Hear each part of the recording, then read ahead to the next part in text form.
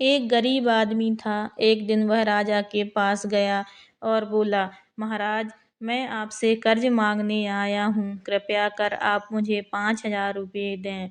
मैं 5 वर्ष के अंदर आपके रुपये वापस कर दूंगा। राजा ने उसकी बात पर विश्वास कर उसे 5,000 रुपये दे दिए। 5 वर्ष बीत जाने के बाद भी जब उस व्यक्ति ने राजा के 5,000 रुपये नहीं लौटाए, तब राजा को मजबूरन उसके घर जाना पड़ा। लेकिन वहाँ वह व्यक्ति नहीं मिला। जब भी राजा वहाँ जाता, बहाना बनाकर उसे वापस भेज दिया जाता। एक दिन फिर राजा उस व्यक्ति के घर गया। वहाँ और कोई तो नहीं दिखा। एक छोटी लड़की बैठी थी। राजा ने उसी से पूछा, तुम्हारे पिताजी कहाँ हैं? लड़की बोली, पिताजी स्वर्ग का पानी रोकने गए हैं। राजा ने फिर पूछा, तुम्हारा भाई कहाँ है? लड़की बोली, बिना झगड़ा के झगड़ा करने गए हैं। राजा के समझ में एक भी बात नहीं आ रही थी, इसीलिए वह फिर पूछता है, तुम्हारी माँ कहाँ है? लड़की बोली, माँ 1 से 2 करने गई है। राजा उसके इन उल जलूल सवाल से खींच गया। वह गुस्से में पूछता है, और तुम यहाँ बैठी क्या कर रही हो? लड़की हंसकर बोली, मैं घर बैठी संसार देख रही हूँ। राजा समझ गया कि लड़की उसकी किसी भी बात का सीधा जवाब नहीं देगी, इसीलिए उसे अब इससे इन बातों का प्यार से मतलब जानने के लिए बतियाना पड़ेगा। राजा ने चेहरे पर प्यार से मुस्कान लाकर पूछा, बेटी, तुमने जो अभी-अभी मेरे सवालों के जवाब दिए, उनका मतलब क्या है? मैं तुम्हारी एक भी बात का मतलब नहीं समझ सका। तुम मुझे सीधे-सीधे उनका मतलब समझाओ। लड़की ने भी मुस्कुराकर पूछा, अगर मैं सभी बातों का मतलब समझा दूँ, तो आप मुझे क्या देंगे? राजा के मन में सारी बातों को जानने की तीव्र उत्कंठा थी। वह बोला, जो माँगोगी वह दूँगा।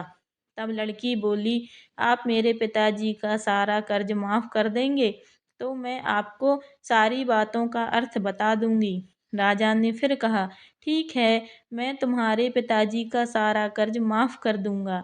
अब तो सारी बातों का अर्थ समझा दो। लड़की बोली, महाराज, आज मैं आपको सारी बातों का अर्थ नहीं समझा सकती। कृपया कर आप कल आएं, कल मैं ज़रूर बता दूंगी। राजा अगले दिन फिर उस व्यक्ति के घर गया। आज वहाँ सभी लोग मौजूद थे। वह आदमी, उसकी पत्नी, बेटा और उसकी बेटी भी। राजा को देखते ही लड़की पूछी, महाराज, आपको अपना वचन याद है ना? राजा बोला, हाँ, मुझे याद है। तुम अगर सारी बातों का अर्थ बता दो, तो मैं तुम्हारे पिताजी का सारा कर्ज माफ़ कर दूंगा। लड़की बोली, सबसे पहले मैंने कहा था कि पिताजी स्वर्ग का पानी रोकने गए हैं। इसका मतलब था कि वर्षा हो रही थी और हमारे घर की छत से पानी टपक रहा था। पिताजी पानी रोकने के लिए छत को छा बना रहे थे। यानी वर्षा का पानी आसमान से ही गिरता है और हम लोग तो यही मानते हैं कि आसमान में ही स्वर्ग है। बस पहली बात का अर्थ यही है। दूसरी बात मैंने कही थी कि भैया बिना झगड़ा के झगड़ा करने गए हैं। इसका मतलब था कि वे रेंगनी के कांटे को काटने गए थे। अगर कोई भी रेंगनी के कांटे को काटेगा तो उसके शरीर में जहाँ-तहाँ कांटा गड़ ही जाएगा। यानी झगड़ा नहीं करने पर भी झगड़ा होगा और शरीर पर खरोंचें आएंगी।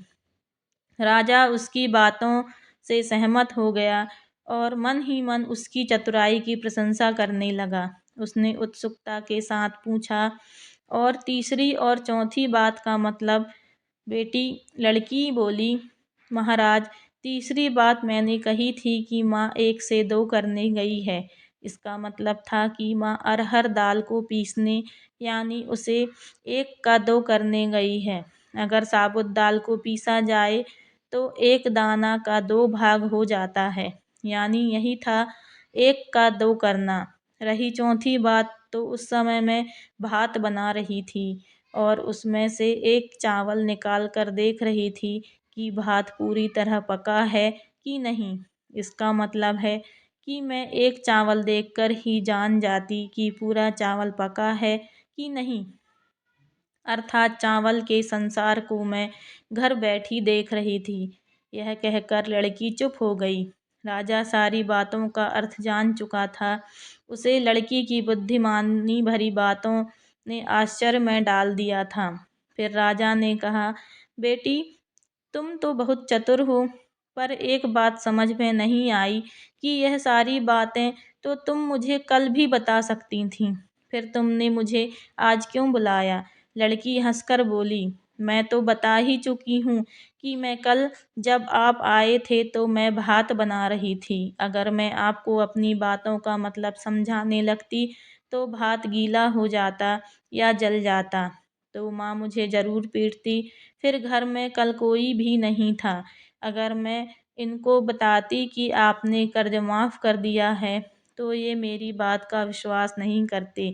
आज स्वयं आपके मुख से सुनकर कि आपने कर्ज माफ़ कर दिया है, जहाँ इन्हें विश्वास हो जाएगा, वहीं खुशी भी होगी।